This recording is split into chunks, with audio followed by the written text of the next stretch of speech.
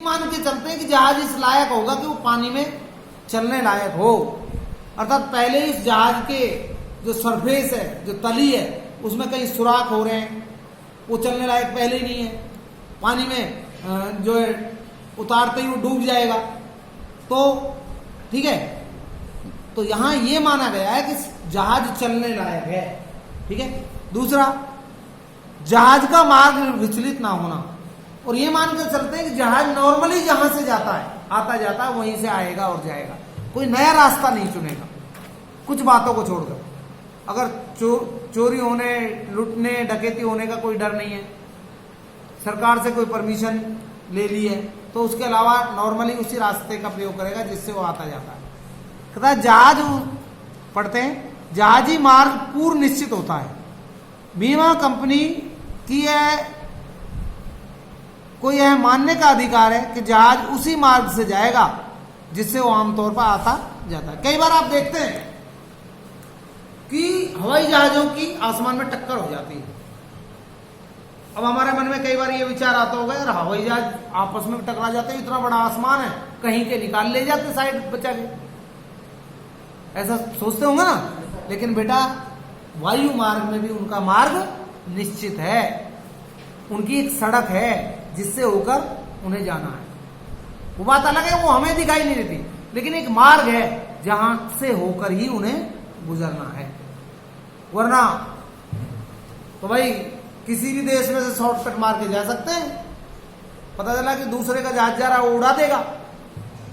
आजकल युद्ध हो रहे हैं कई देशों में, हर देश एक दूसरे का दुश्मन बना हुआ है। हम पाकिस्तान के ऊपर से उड़ाने लगे और कहीं दूसरे देश जाने लगे तो इतने तो मार देगा।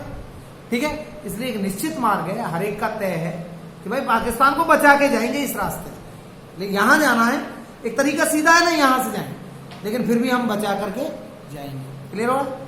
इसके बाद है ये तीसरा है उपक्रम की वैधता। यह अनुबंध जो है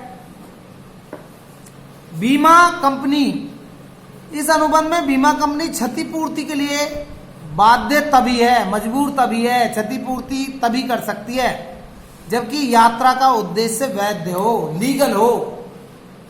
यात्रा आप स्मगलिंग कर रहे हैं कोई चीज की, 2 नंबर से उसको इंपोर्ट एक्सपोर्ट कर रहे हैं और नुकसान हो गया, तो कंपनी आपको मुआवजा देने से मना कर सकती है। तो इलीगल काम कर रहे हैं आपको, लीगल अगर काम कर रहे हैं आप, कानूनी रूप से ठीक काम कर रहे हैं और उसमें नुकसान होता है, तो ही मुआवजा आप लेने के, कंपनसेशन आप लेने के हकदार हैं, अन्यथा नहीं।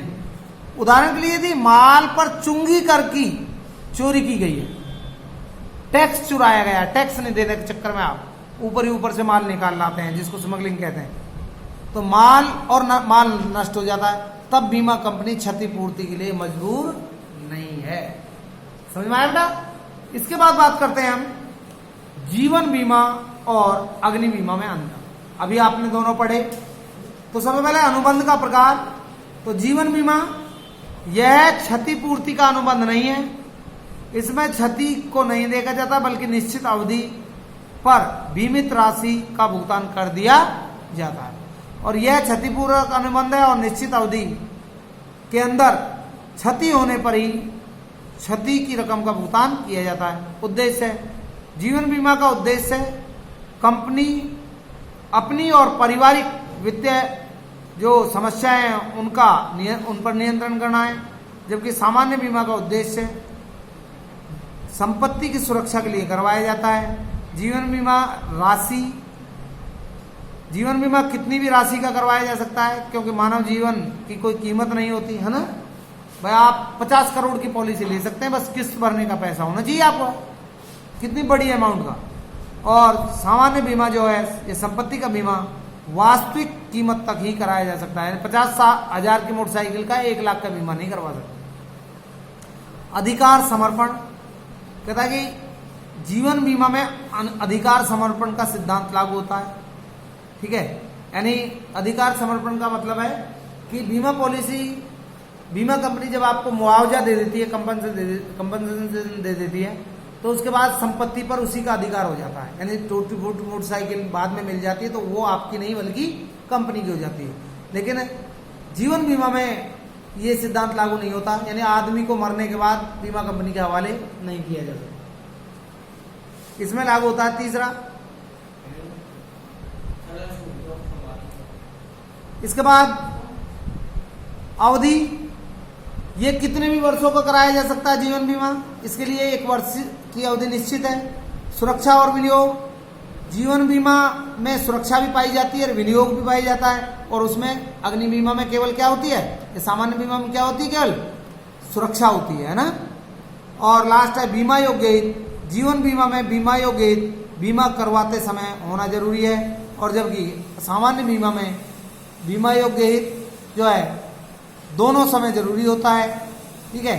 समुद्री बीमा में बीमा योग्य हित जो है क्षति के समय होना जरूरी है। और इसके बाद है आपका चरित्र संबंधी जोखिम। जीवन बीमा में चरित्र संबंधी जोखिम शून्य होता है। आदमी बेईमान है, ईमानदार है, पागल है, कैसा भी अगर उसने बीमा कराया है तो उसका चरित्र नहीं देखा जाएगा, उसकी स्वास्थ्य देखा जाएगा। एक आदमी हष्टपुष्ट है, मेंटली डिस्टर्ब है, तो ये थोड़ी वो मर रहा है, तो उसका स्वास्थ्य देखा जाएगा, अर्थात वो शारीरिक रूप से ठीक है ना, तो उसका भी बीमा हो सकता है। लेकिन जो सामान्य बीमा है उसमें जोखिम अधिक होता है, और कोई व्यक्ति धन के लालच में स्वयं की संपत्ति को भी नष्ट कर सकता है। और इसके बाद समर्पण मूल्य, जीवन बीमा में समर्पण मूल्य होता है, अर्थात यदि किसी कारण से बीमा धारक बीमा प्रीमियम का भुगतान नहीं कर पाता तो वह एक निश्चित अवधि के बाद सरेंडर करा सकता है पॉलिसी को, जबकि सामान्य बीमा में ऐसा नहीं होता है। बेटा ये टॉपिक आपका कंप्लीट हुआ। नेक्स्ट चैप्टर आपको नेक्स्ट क्लास में बताएंगे।